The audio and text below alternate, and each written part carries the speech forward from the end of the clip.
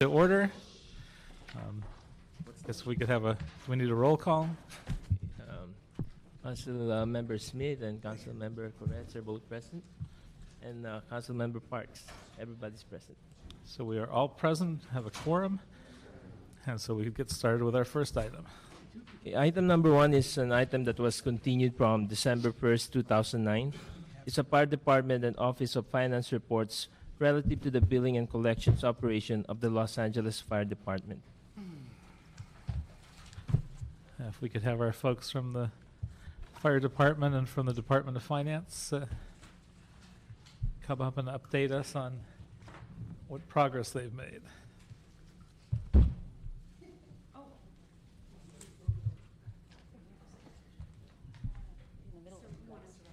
might not be a good thing. Good afternoon, council members. I'm Georgia Matera, Fire Administrator for the Fire Department. Before you have a report back on our status of our findings at our last meeting, or status of the recommendations made by the Office of Finance. At our last meeting, I know it was requested for us to just come back with a report summarizing the actions that we've taken to date based on the Office of Finance audit, where we stand, and what is left to be done. And we hope that this makes it as clear as possible as to the things that we're doing within the Fire Department. The first items, we had approximately 21 recommendations, 10 of which we feel are completed, at least on the Fire Department side. I think the largest of those recommendations were the ones related to the ambulance billing project, which we have talked about before. Right now, that ambulance billing project is with the CAO's office. They're preparing the final report. The final contracts we're still negotiating with the city attorney. We are hoping to be in front of committee sometime in early to mid-February. So that's our goal. We've been meeting with the unions to talk about some of the union concerns that have been brought up through the ambulance billing project. And so we're addressing those, and we're sure to have more discussion on that as we move forward. The next batch of items are the ones that we label as partially completed. And those items are those of which we've done preliminary work on. We've drafted ordinances. We've worked with the city attorney's office. We're waiting for items to come back. Sometimes it's staffing items, and I'd be happy to go through individually with you and the ones that, if you have any particular concerns. But as an overview, those are the items that we're continuing to work on, especially in light of staffing issues that all the departments are facing, not just us. And then we have a remaining 3 items which we feel are basically non-feasible for us right now at this time to implement. So, which are the ones that you view as non-feasible and why? Oh, okay. So we have 3 items that we said are non-feasible for us. And let me show you which ones. And they would be listed on the attachment, the matrix. Thank you.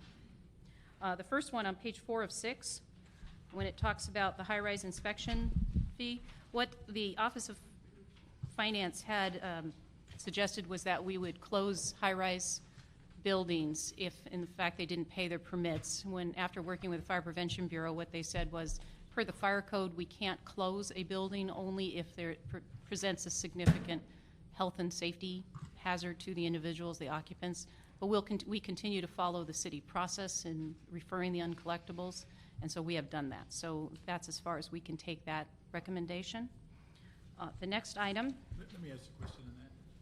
When you say that, is one of the things that goes through a number of these pages is you working on a new fire code, or you? Yes.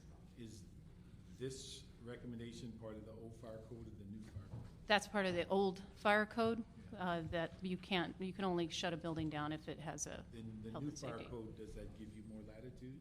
The new fire code, typically, we'd have to work with our Fire Prevention Bureau to ask them if, in fact, we could shut down a high-rise building for non-payment of fees, but that would be something they would have to explore and look into.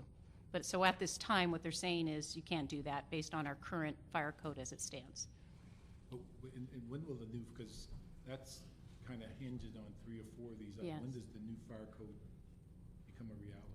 They've been working on it for a couple of years in the Fire Prevention Bureau. What their estimate is they're still saying it's going to take 6 months to a year to complete. What's the work? I mean, that's what I didn't understand is it's 2007, I think this got started, and one of their first things is we're going to redo the code. And and we're into 2010, and we're Right. still redoing the code. So I don't have a clue how big the code is, but in looking at these sections, I'm just wondering whether there's an ability to extract these sections out and implement them and move forward, because, I mean, even on a regular retirement system, we may be all gone by the time you end up with the code. And every one of these things says the code, and we keep saying, well, when's the code? Yeah, in fact, that's a really great point. And one of the things that we're trying to do, and this goes back to conversations that we've had in the past about streamlining our ordinances. One of the things that we're trying to work on is a way in which we can tie all of our fees, because we have so many different ordinances that it takes us a year to just update one fee, that we're trying to tie our ordinances to the budget. And so what we would have is an overriding document through the fire code that would allow us to say all of our fees are now changed through the budget process based on whatever the increase is, and which would automatically update all of our fees, and we wouldn't have to spend a year just trying to update one fee. So our hope is that we can accomplish this. I know we've talked to the CAO's office about an outside consultant coming in to help us, and we're very open to that, to try to get these ordinances done in such a way that we only have to look at it once, and then they'd be implemented. Are these firefighters writing the code? Who's writing the code? Our Fire Prevention Bureau is writing the code. That's correct. Now, are they using some other template, or are they creating it from scratch? It seems like they're creating it from scratch, but no, they're working on the international. They're actually adopting the International Fire Code and the California State Fire Code, and adding the specifics for the city of Los Angeles to meet our needs as well. So it's a very comprehensive process in which we look at the fire code based on at the international level. But I mean, if we adopt it, we can't alter that code. We can't alter the international or the state. We'd have to adopt it as a body. We make modifications for LA City, specific for LA City, and so this is a new world that's out of my realm in terms of, because it's Fire Prevention Bureau, but we can certainly bring them in and have them have that conversation with you if you'd like. Because I mean, that's what's confusing me. I mean, we've been at this for so long, and even today we have several of these that's hinging on this code. And I'm trying to figure out whether we adopt a code that exists, and then we have something that's specific to LA City that we have to write. But it just seems like everything is waiting for the code, and we're not making much progress. That's my concern. Now, as long as the code's being written, can we ask you to insert into that process something that would match our goal on this specific item of allowing us to close down a building for lack of collection on the fees? We'd have to, it would be up to our fire prevention. We'd have to take it to our fire prevention unit, and then they would have to see if that's feasible. If other cities are doing it, if they can do it, we can certainly bring that to their attention, and we will. Can you do that and report back on what that result is? Oh, certainly. Be happy to. Okay, and I think the last item on the non-feasible list was adding penalties to delinquent accounts for those charged to Film LA, and that's a contract that's held by the CAO's office. So we've let them know that they know about this, and so it's a matter of the CAO is the administrator of this contract for filming in the city.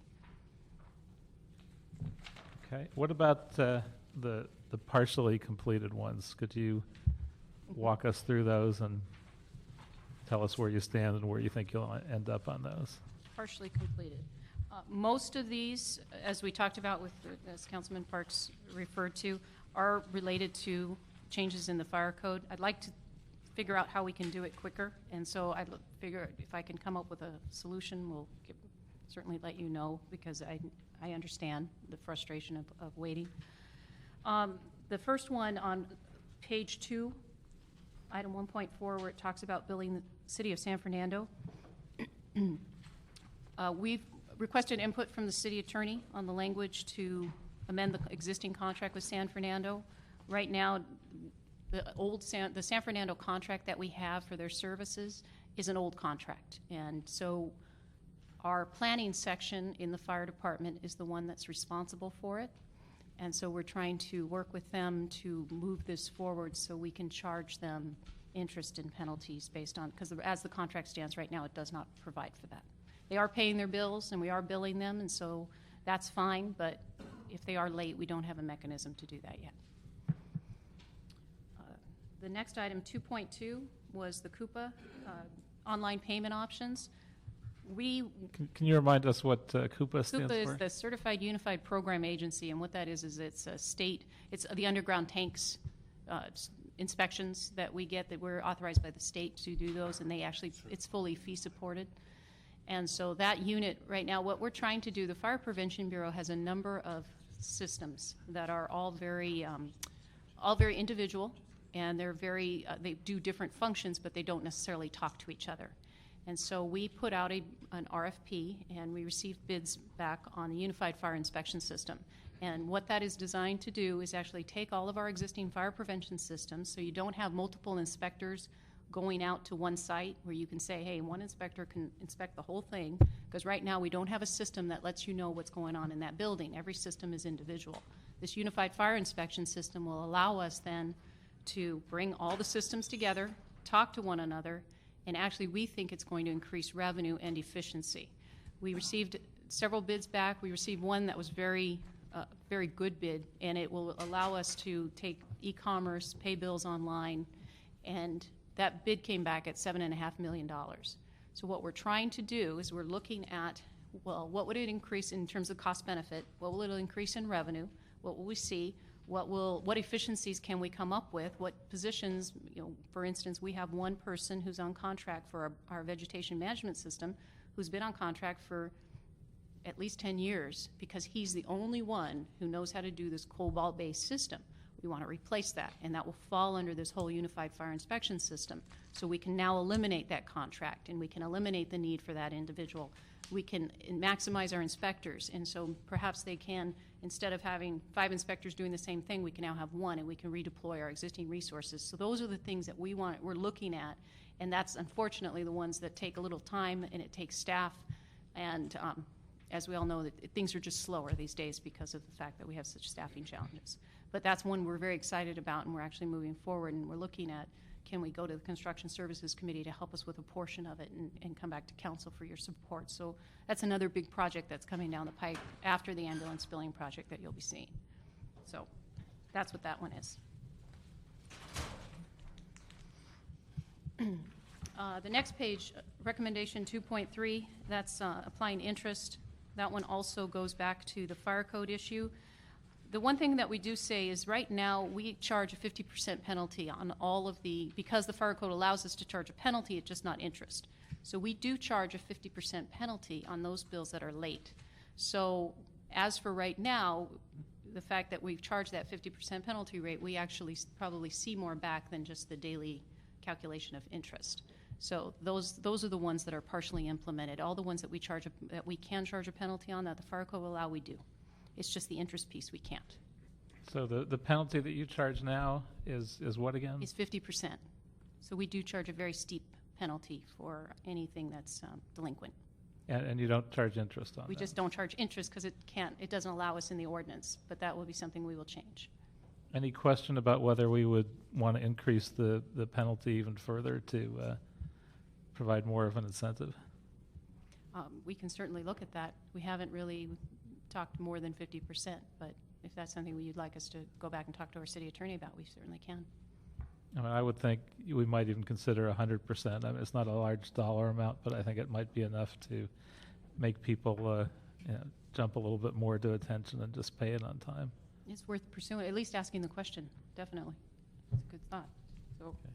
Can I ask Department of Finance, what is the issue of interest? Because you've mentioned it several times, and why, if they're charging a penalty that's substantial, because I was looking at some of the figures, the interest is basically a very minor amount of money. Jeffrey Whitmore from the Office of Finance, and it is a relatively minor amount. What we have tried to look at during the course of implementation is best practices, as we've discussed, and that includes both the application of interest and penalty.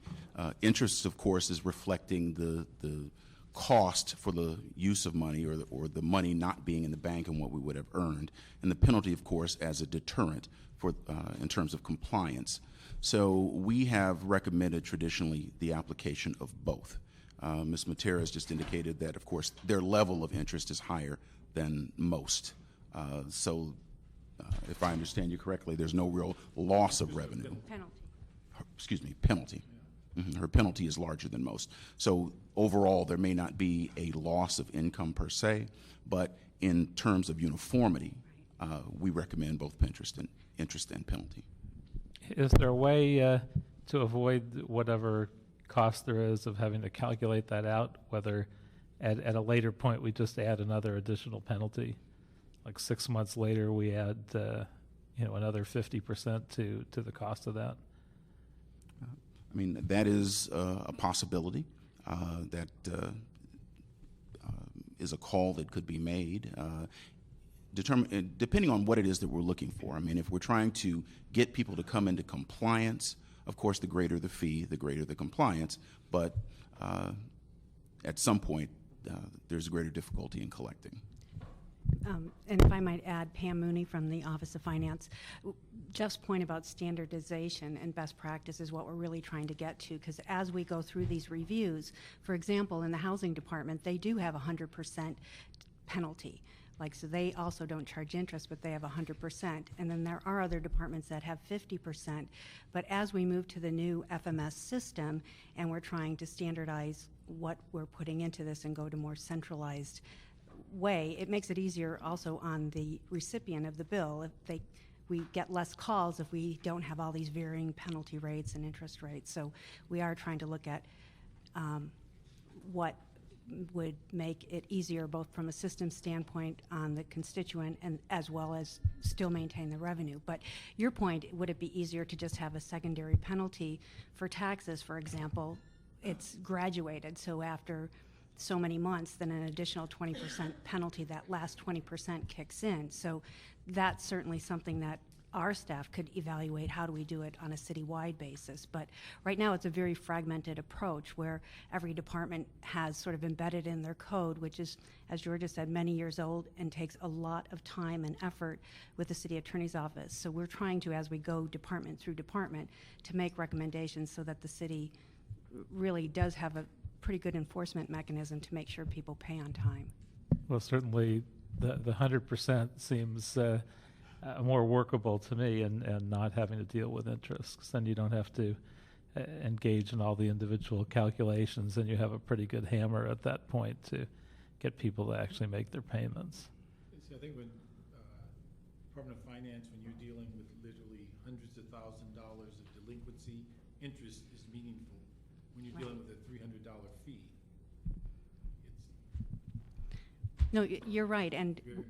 And we do try to update the citywide billing and collection guidelines annually, so that's something that maybe we could look at a threshold at which interest should be applied. I mean, that's certainly something we could look at, because it... I mean, certainly without objection, I'd make that recommendation that we go to 100% and scratch the interest, which I suspect is less cost-effective having to do those calculations. And maybe ideally that should be the new standard. I mean, it gives you a good hammer, and the fact is the city's in a little more need of cash, so we want to make sure that things get paid on time, and the ones that don't, we get appropriate level of revenue for it. I think you guys can create what the threshold, Yes. if it gets to be 10,000 Right. or something, then you have a threshold that interest should apply. Below that, there's a threshold that you just get charged double or 100% penalty. And we probably would want to maybe for taxes treat them a little separately because of the way their cases take to go through the appeals process. And that's one of the reasons that we had the interest, is that the interest would continue to accrue where taxpayers could pay while they went through the appeals process to stop that penalty and interest from accruing. So these are things that oftentimes even go to litigation and may take years to settle. So the idea of the interest was really to make sure that the city wasn't harmed.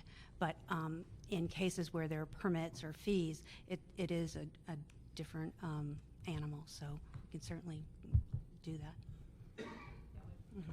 If I might I'd add that would make our collective lives easier in the fire department because our current FMIS system doesn't actually do any calculations. So everything would be manual in terms of calculating interest, which would require an inordinate amount of staff time. And right now, as we all know, no one has the resources or the time. So if it's feasible for us to do 100%, then going with what you're suggesting would make our lives a lot better, and we'd be able to comply easily with that. Sounds great. So let's try and do that. Okay, we'll look into that, certainly. And finishing up on the partially completed, item 2.5, which is the bill brush compliance penalties upon delinquency. That one also goes back to the 50% penalty that we've charged and the interest, so that's that same issue on that one. And 2.6 is the same. 2.8 is, oh, that's the one we already talked about, was the closure of buildings. And 210 is, and 211 are the same. So if we can resolve that issue, that will certainly bring us almost completely done. And then, the last one was 3.4, and that was, we felt that one was the non-feasible one. Oh, I think we might have already touched on that one. And that's when cash is collected at the Valley offices, what we're saying is that right now a captain is in charge of that money, and we collect about $300 a day, roughly, and we were requested to bring it down every day, and the drive from the captain's salary to drive from the Valley 2 hours to the LA and then back, we figured it was going to cost us more to do. And we talked to the controller's office, and they were comfortable with once a week when that individual comes down anyway, brings the timesheets and all the paperwork, that they were solely responsible for that cash. It goes back to them, to our accounting section, which collects and documents the cash, and so they felt comfortable with that, and we agreed. Sounds pretty logical. We concur.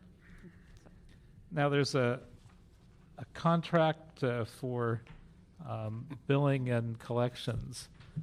Is it envisioned that the same folks would do both the outside contract for billing and the outside contract for collections? And if it's the same company, could that not be kind of a conflict in that they might benefit more from doing the collections, so they would have an incentive not to be as effective in the initial billing process? That's a good question. Actually, the answer is no. What's going to happen is, as proposed, if the council adopts the recommendations, is our billing vendor, which right now is ADPI, they will do the billing and the billing of the individuals and the private insurance. And once they determine that an account is uncollectible, it then goes to the city's contract, and we refer all the uncollectibles to NCO, which is the agreed upon vendor through the Office of Finance. Good. Okay. Any other questions from colleagues? Personnel committee, your proposal, where is that proposal for the outsourcing? It is right now in the CAO's office, and so we're hoping that as soon as it's done within the next couple of weeks, that it will then go through the committee process. So imagine Public Safety, Budget and Finance, Personnel Committee, possibly this committee, and maybe even ITGS. So this is the outsourcing? This is the complete outsourcing of ambulance billing, yes. Part of that, as we've discussed before, also work with the CAO as to where these bodies that are currently doing it, where they're going? Yes. There's a staffing plan in there that I know we had talked about, you had asked about before. We have a plan for this year's staff because of the fact, actually, the authorities, the resolution authorities, were eliminated effective December 31st. So right now, what we've done, because we have such a high vacancy rate, we've been able to put them in existing authorities and continue to carry them. People are leaving the function or the area because they know that they're looking at outsourcing. There are a lot of them, several have left for DWP. We have a few in the ERIP. We do have a piece that will come up next year. There's 27 authorities that are slated for elimination for next year, and that will be the conversation as to whether they go into the citywide hiring pool, which they will. A lot of them have significant amount of seniority, and so we'll be talking more about that when we come forward. Other questions? I was just going to ask on this issue, and again, I think we've made some progress, and just ask Department of Finance what your sense is as to where we are on these 8 and 9 issues. And I would assume what the big issue that's hanging would be the outsourcing. Yes, the outsourcing is the number one, as well as the current delinquent accounts that are still pending in the fire department, because we still are working Getting those out to the agencies, Now, right? Has that ordinance been done? The ordinance has been completed. There are some contract issues that the fire department has been working with the city attorney's office to solve. I'll let Georgia talk to you about that, but basically, in terms of the overall recommendations in the fire report, I mean, what you said is we agree that the fire code that's coming forward should address most of these issues. The recommendations today about going to 100% penalty would solve all of the partially implemented. So things that the new system for the Coupa as designed, it meets our recommendations. So there is progress, but even though they're completed, they're not implemented. So from our standpoint, you know, we're halfway there. So, and just the biggest thing in terms of revenue to the city is getting those delinquent accounts out. And I'll let Georgia talk about that now. Right now, and as I briefed you last time, we have a total of $155 million in accounts that need to be referred to a collection agency. Of that amount, we have an initial file that's ready to go for $46 million. These are old accounts. We don't know how much NCO is going to be able to collect off of them, but they are encrypted and ready to go because of our stringent HIPAA requirements that we have to meet. We have been working actively. ITA has been very great about helping us encrypt these files and have them ready. We have a disk ready to go. We've been working back and forth with NCO. The problem has been on their system side of being able to make sure that they receive the files and they remain encrypted and be able to be encrypted back. Have all the HIPAA issues been dealt with, or are you still working on those? We are very close to completion on all of the HIPAA issues. NCO is fully HIPAA compliant. We have a business associate agreement that the city attorney is ready to sign, and we'll have that finalized, we're hoping, by the end of next week. And so we are almost there. And so these files, the $46 million is ready to go. We have a schedule that's been drafted to get us through to the 155, and it will take us through April 1st. All the files will be sent over, so they can only receive it in batches and not all at once because they can't, the capacity is too great for them. But we want to get the 46, as I said, is ready to be transmitted. We're just waiting for NCO to give us the green light that their system can accommodate it. And they're saying by next week. Good. Have you done the analysis to know what the new ambulance billing system's estimated positive impact on the fire department's revenue will be? Yes, we have. We spent a great deal of time doing the cost-benefit analysis as what it would cost us to, if we kept everything the same and made no changes, what we see that we would collect over the next 6 years. And then where we would be with the new ambulance billing system and the fees that we would have to pay the vendors. We estimate very, very conservatively, we didn't want to come in with inflated numbers that we can't live with. We are saying approximately $11 million over a 6-year period just with the increased technology and the fact that we will be able to get those bills out quicker because a vendor will be handling it and we won't have the overhead costs and the salary costs that we would have with our current staff. And so that's including every possible expense in the process. Everything. If we have probably spreadsheets about that thick, more than you probably would even want to see, but we have all the analysis, and that's been the subject of our negotiations and our meetings with the unions because they do have concerns about losing the staff, which we understand. And I presume with all the shortages that we have elsewhere that those staff people could find a home with other activities pretty easily. I would think so. I know that just speaking for the fire department, after we lose all the rest of the people to ERIP, we're going to be looking at close to about 130 vacancies. We only have 400 authorized civilian staff. We are going to be in so we certainly have the vacancies just within our shop, and let alone, I'm sure, the citywide, that everyone's going to be scrambling. And the beauty of these positions is they are very common classes. They're senior clerk typists and clerk typists predominantly, and those are very easy positions to fill. They're not very specialized in terms of just a unique classification. So hopefully this won't cause any great degree of difficulty to any of those folks. I hope not, but it's still a change and it's difficult, and we understand Sure. that. Any other questions? I was just going to ask on the report back. It seems like there's 4 items that primarily are undone. Which ones That are those? fire code issue, as to some idea when that's gonna happen so that we can implement it.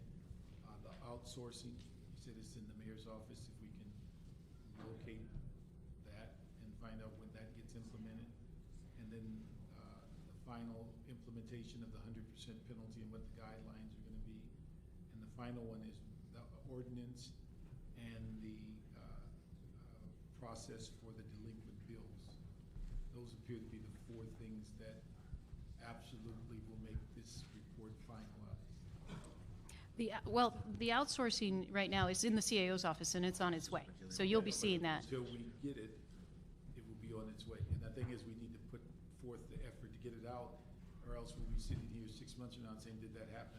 Oh, yeah, we're anxiously, we're losing our people, so we have to get it out. But I think the problem that we have, we hear this stuff so many different ways. I understand. That eventually you think it's done, and then you find out it's sitting on somebody's desk 6 months later. And so those are the 4 things that it would appear that from this committee, we actually demand that this gets done, so all this can be put aside and we can go on to audit Move on.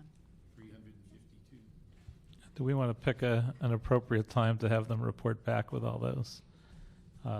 90 days sound reasonable? I'm hoping in 90 days we'll have that ambulance billing project wrapped up and approved. Whatever The the code, code is. yeah, the code, we'll have to be creative on that one. Whatever that is. Yeah. So I guess an appropriate motion would be to note and file the reports from the fire department and finance office, to instruct the fire department to incorporate all the relevant recommendations that we've made, and to report back on the 4 items that were just mentioned within 90 days to this committee. If there's no objections, that'll be the direction. Thank you very much. Thank you. Now if we could have the next item. Item number 2 is another item that was continued from December 1st, 2009. It's the Board of Police Commissioners and Office of Finance reports relative to the billing and collection operation of the Los Angeles Police Department's commission investigation. Good afternoon, members of the panel. Richard Tiefank, Executive Director of the Police Commission. As we were here in December, I committed to respond back to you with recommendations 3 and 4 from the Office of Finance's report. We also provided Office of Finance with a status update of all 10 of the recommendations, which I spoke about last time, but we did communicate that in writing to the Office of Finance. As to the 2 recommendations that were undone, one was the recommendation that the penalty for delinquent alarm renewals be increased from $10. We went back and did an analysis, and from that, it would be our recommendation that for a late permit that is not renewed by day 89, that there would be a $15 late penalty fee. So it would take it from $30 to $45. At day 90, it would be just like all of our other police permits, which double in application fee. So if you do not renew within 90 days, it's just like a brand new permit application, and it's a 100% penalty. So that would go from $30 to $60. But if you renew from day 1 through day 89, it would be a $15 late penalty. That would be our recommendation to address that one issue. And I'd be happy to answer any questions about that thought process or rationale. Well, we were just talking about 100% penalty in our previous conversation. Right. The question is what works the most easily for the process. And I don't know whether we should go for 100% penalty from day 1 as an easier process, or whether we take this approach. What the question to finance is what fits in well in terms of the easiest way to process these. We had met with the police commission as well to kind of work through this, and I think they're trying to line up all of their fee schedules so that they work the same way. So I'm not sure, the fire department's not here, but I think like in housing's part where they have 100% penalty, it is after 90 days. So it goes, they send out their notices and they have a deadline, and then they send out another notice, but it's not until 90 days. So that 100% penalty would work. don't know when the fire department sends out their next billing, but I think for their fire permits, their continuing permits that we do for them, they go out on a 90-day timeline as well. So that 100% would be consistent. So I don't know, Mr. Tiefenk, what your thoughts are on. And the question again is in terms of efficiency, whether having an interim $15 penalty, how well that works in terms of the billing process, et cetera. Go ahead. I believe that simplifies it to some degree, and we've met with the police department in terms of process, and we do concur with that process. I think that part of our rationale and thought process on that, and the Office of Finance can correct me if I'm wrong, but a renewal, I believe, goes out on or about November 1. So the ones for 2010 went out on or about November 1 of 2009. So there could be a number of those that come in January 5th, January 10th, something like that, and we didn't think that's appropriate for a 100% penalty on those, whereas on our other permits that we have this process. If you're 90 days late, it doubles. It's very clear. If we were to fall back to another position, I think it would be, when does the $10 penalty kick in now, if we were going to use that as a time frame. But my recommendation to the committee would be to adopt what we have for our other renewals, that from day 1 to day 89, it's a $15 penalty. At day 90, it's a new reapplication, it's double, and it would be $60.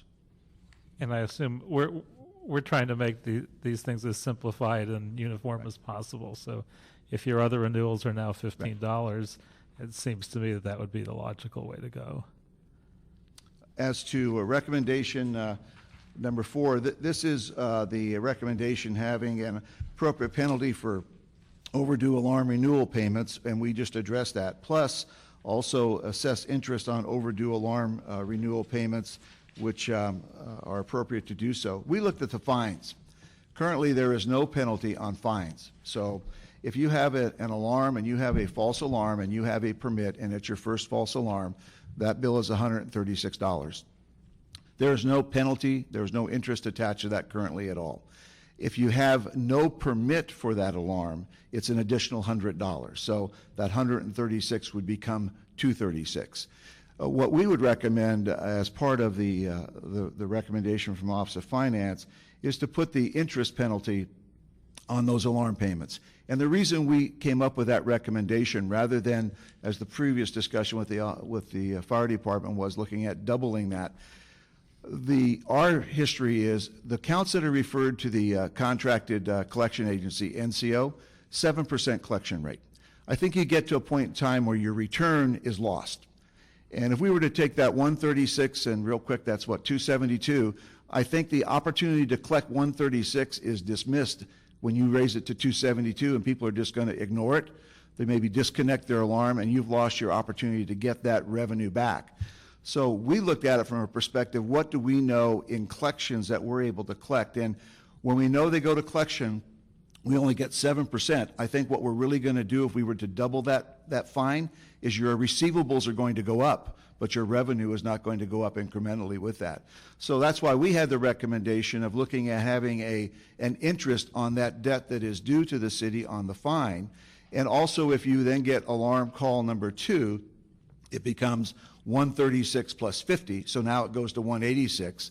Alarm call number 3 that we respond to, it's 186 plus another 50, 236. So there's a built-in escalator in those fines. So our recommendation is, as we've written here, to use the interest rate that the Office of Finance has developed for the other factors that they have in the city, and to apply that, whether it would require an ordinance amendment or a new ordinance, to allow the billings to have that interest that would go to it. Although not large, it is an additional penalty, but I think we get to a rate of return that we're just going to increase receivables and not get any more money.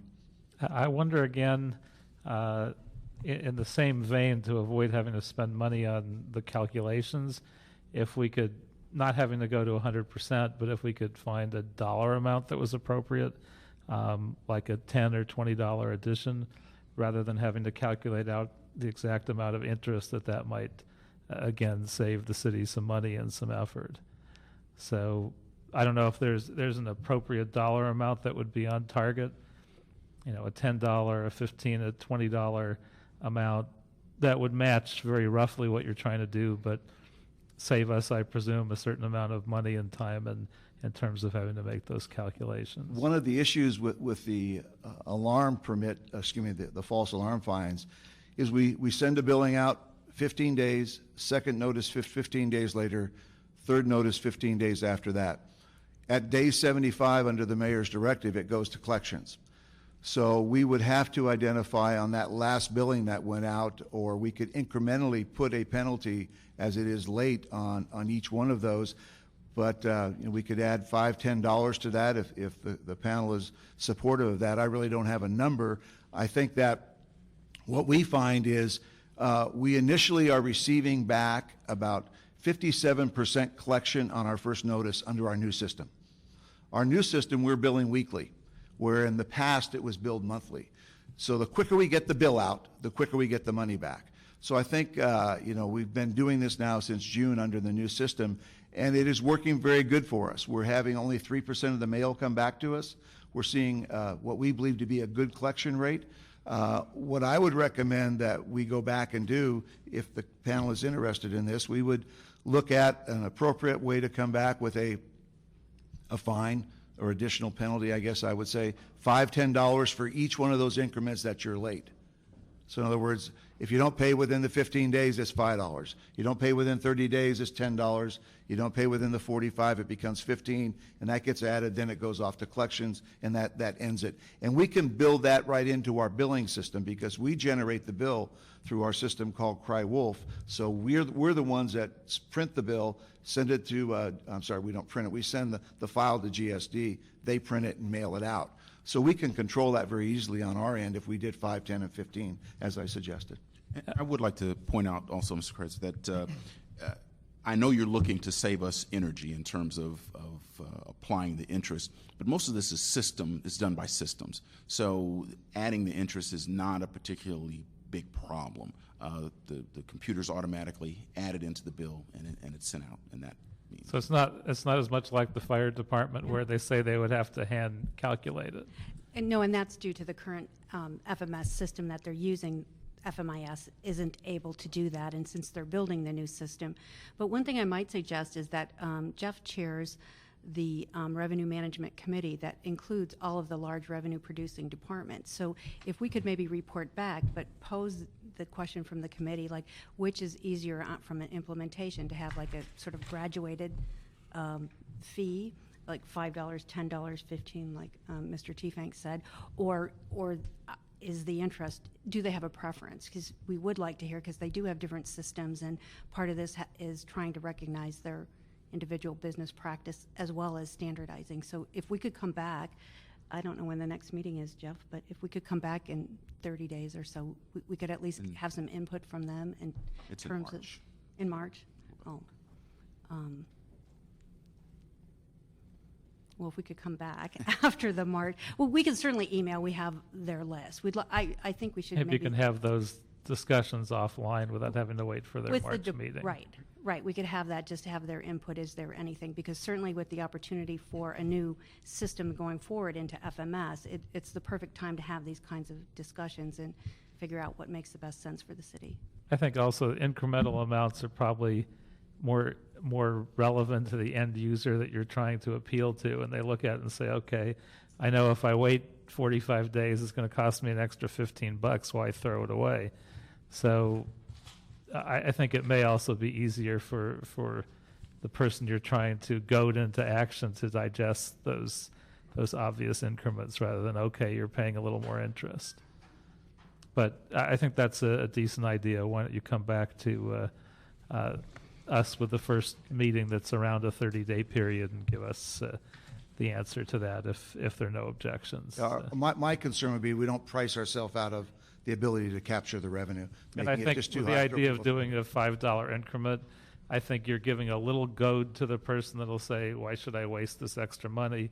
but you're not pricing yourself out on collections. So. And as to recommendation one, is the committee supportive of that, of taking the late fee for 0 to day 89 to $15 from 10, and then at day 90 it becomes a double penalty for the application from 30 to 60. If there's no objections from my colleagues, that seems perfectly reasonable to me, and I'd make that motion. Thank you, sir. Can I just ask? Yes, sir. 7, 8, 9, whether there's been a consistency if those are completed? Let me get here real quick, sir. 7 is implemented. Yes, sir. 8 is implemented. 9 is in progress. 9 is the one we're amending the contract with Motorola.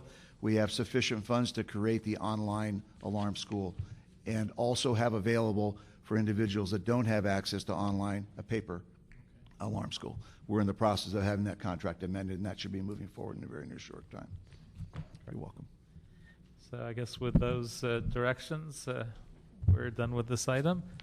And if there's no member of the public under public comments, I believe we would be adjourned unless I'm missing something. Just for clarification, Mr. Chair, you're approving the report of the police LAPD report. I move the Yes. recommendation forward to council. Yes. So without objection, we'll do that.